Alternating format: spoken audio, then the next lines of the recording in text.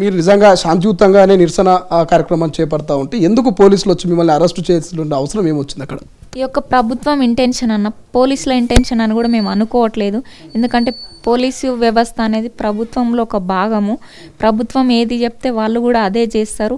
ఈ ఉద్యమాన్ని అణిచివేయడం కోసం వీళ్ళు ఒక విద్యార్థి పరిషత్ని అణిచివేస్తే విద్యార్థులు కూడా ఇప్పటికే చాలా వాళ్ళని భయభ్రాంతులకు గురి చేసిన సంఘటనలు ఉన్నాయి. విద్యార్థులను కూడా బెదిరిస్తున్నారు. విద్యార్థి సంఘాలను బెదిరిస్తే కూడా ఈ విధంగా మొదటి నుంచి ఏబీవీపీ స్ట్రాంగ్గా ఫైట్ చేస్తుంది. వీళ్ళని అణిచివేయకపోతే వీళ్ళు ఊరుకోరనే ఒక ఉద్దేశంతోనే ఆ జీవోకి వ్యతిరేకంగా వీళ్ళు ఉద్యమం చేస్తారు. అణిచివేయాలనే ఉద్దేశంతోనే ఈ విధంగా ప్రవర్తించిరన్న, ఇది మాత్రం ముమ్మాటికి వాస్తవం. ఇప్పుడు కొంతమంది కాంగ్రెస్ పార్టీ నాయకులు మేము ప్రశ్నించినప్పుడు వాళ్ళు చెప్పేది ఏంటంటే అక్కడ ఆల్రెడీ ఎమ్మెల్యే క్యాంప్ ఆఫీస్ అంటే బీఆర్ఎస్ సంబంధించిన ఎమ్మెల్యే క్యాంప్ ఆఫీస్ ఉంది, అప్పుడు ఎందుకు ఫైట్ చేయలేదు? ఇప్పుడు హైకోర్టు అక్కడ నూతన భవనాన్ని నిర్మిస్తామంటే ఎందుకు వీళ్ళు అడ్డుకుంటున్నారు? ఇదంతా ఒక డ్రామా అనేటువంటి రకమైనటువంటి కామెంట్స్ కూడా చేస్తారు. ఏం సమాధానం చెప్తారు? గత ప్రభుత్వం ఇలాంటి అరాచకాలు చేస్తుందనే కానీ ఆ ప్రభుత్వంలో ఎన్ని ఉద్యమాలు చేసినా కూడా వాళ్ళ అరాచకాలు ఆగలేదు. ఆ ప్రభుత్వం పైన మీరు కూడా ఉద్యమాలు చేసిండ్రు.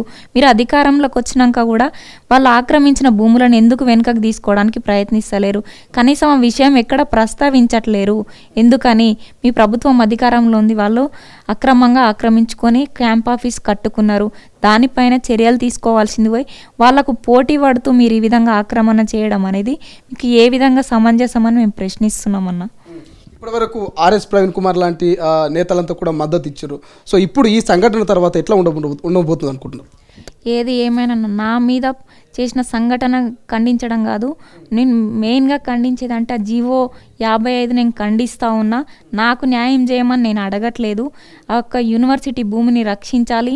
ఇప్పటికైనా ఏ ప్రభుత్వం వ్యవస్థ ప్రవర్తన మారుతుందని విద్యార్థులు నిరుద్యోగులు ఒక ఆశతో ఆంక్షతో ఈ ప్రభుత్వాన్ని ఎన్నుకున్నారో వాళ్ళ ఆశల ఆంక్షల వైపు అడుగేయాలి, అభివృద్ధి పదం వైపు అడుగేయాలి. ముఖ్యంగా యూనివర్సిటీ ల్యాండ్ను తీసుకోవద్దు, ఈ జీవోని రద్దు చేయాలని చెప్పేసి ఈ సందర్భంగా నేను డిమాండ్ చేస్తున్నాయి ప్రభుత్వాన్ని. ఏం చెప్తారు? ఈ 45-50 రోజుల పాటు ఈ పరిపాలన చూస్తూ ఉంటే, ఈ కాంగ్రెస్ పరిపాలన చూస్తూ ఉంటే ఏమనిపిస్తే ఏమైనా నమ్మకం కుదురుతుందా? అంటే నిరుద్యోగులకు ఏదైతే జాబ్ క్యాలెండర్ కావచ్చు, ఉద్యోగాలు అన్నారు, ఇవన్నీ హామీలు ఇచ్చారు కదా, ఏమైనా నమ్మకం కుదురుతుందా 50 రోజుల పాటు చూస్తూ ఉంటే? ఏ ప్రభుత్వం అయినా వచ్చి రాగానే అన్ని పనులు చేయడం అనేది సాధ్యం కాదు. కొత్తగా వచ్చింది, వాళ్ళకంటూ ఒక మేనిఫెస్టో తయారు చేసుకోవాలి. ఎవరికైనా ఒక అవకాశం ఇచ్చి చూడాలి మనం. అట్లా అని చెప్పేసి అనేక సమస్యలు ఉన్నప్పటికీ కూడా మేము దేనిపైన ప్రశ్నించలేదు. ఎందుకంటే వాళ్ళకు కూడా వెసులుబాటు అనేది కావాలి. ప్లానింగ్లో ఉంది, ప్రభుత్వం చేస్తుంది అని ఒక నమ్మకంతోనే ఉన్నాము. దీనికి ఎందుకు వ్యతిరేకిస్తున్నామంటే ప్రభుత్వం వ్యతిరేకంగా చేస్తుంది కాబట్టి ఈ విషయాన్ని మేము వ్యతిరేకించడం జరుగుతుంది. ఎక్కడ కూడా అన్ని విషయాల గురించి ప్రస్తావిస్తున్నారు కానీ ముఖ్యంగా విద్యా వ్యవస్థ గురించి అయితే ప్రత్యేకంగా ప్రస్తావించింది లేదన్న. ఇప్పటివరకు ఎంతోమందికి ఫీజు రియంబర్స్మెంట్ స్కాలర్షిప్స్ పెండింగ్లో ఉంది. ఈ అకాడమిక్ ఇయర్ కూడా పూర్తిగా వస్తుంది. ఇప్పటికీ కూడా రిలీజ్ చేయకపోతే వేల మంది లక్షల మంది విద్యార్థులు నష్టపోయే అవకాశం ఉంది. అనేక సార్లు దీనిపైన కూడా ఉద్యమం చేసినాం. అయినా ఈ ప్రభుత్వం వచ్చినాక ఎక్కడ కూడా ఈ విషయాన్ని ప్రస్తావించలేదు.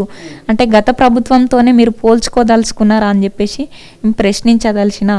ఇప్పటికైనా ప్రవర్తన మార్చుకోవాలి, విద్యార్థి నిరుద్యోగుల పక్షాన ఉండాలని చెప్పేసి డిమాండ్ చేస్తూ ఉన్నాం. ఏం చెప్తారంటే ఆ సంఘటన జరిగినప్పుడు మళ్ళీ పోలీసులు ఏమైనా స్టేషన్ తీసుకుపోయేటువంటి ప్రయత్నం చేశారా? ఏం జరిగింది అక్కడ? వీడియోలో కూడా చూస్తే ఒక 8 సెకండ్స్ 10 సెకండ్స్ వీడియో మాత్రమే బయటకు వచ్చింది. యాక్చువల్గా నాతో పాటు ఒక కార్యకర్త ఉన్నారు. ఆ వీడియో దూరం నుంచి వీడియో తీసిన తర్వాత వీడియో లాగే అసలు ఎందుకు ఇలా పడేసిరని వీడియోలో రికార్డ్ అయింది, మీరు కూడా చూసారన్న. ఇలాగే ఉంటుంది అని చెప్పేసి ర్యాష్గా మాట్లాడి తర్వాత కూడా నన్ను కొట్టడానికి కూడా ప్రయత్నం చేశారు. ఫోన్ లాగేసుకొని అక్కడ సిఐ సార్ వచ్చారు. సిఐ సార్ కూడా కొంచెం రూడ్గా మాట్లాడడం జరిగింది. జాగ్రత్తగా మాట్లాడు అది అని చెప్పేసి.